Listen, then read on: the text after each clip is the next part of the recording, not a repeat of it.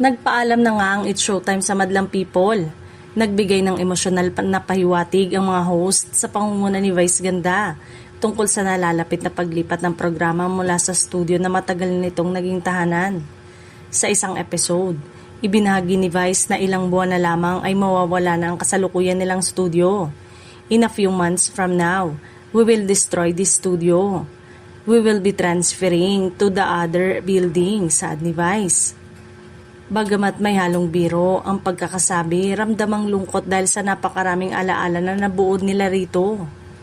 May kaugnayan ng pagbabago sa nakatakdang consolidation ng ABS-CBN operation sa Quezon City, kabilang sa mga pasilidad na naapektuhan ng turnover ng property ng Millennium Transmitter at bahagi ng ABS-CBN Broadcast Center, kung saan matatagpuan ang ilang studio na ginagamit sa mga programa ng network.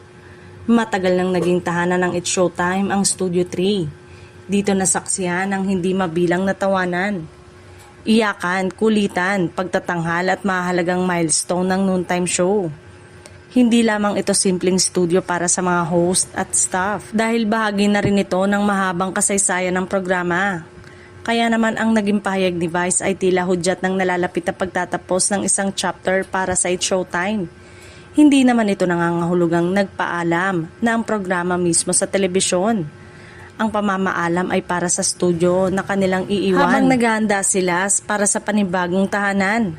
Malungkot man para sa mga host at madlang people na iwan ng lugar na puno ng napakaraming memories.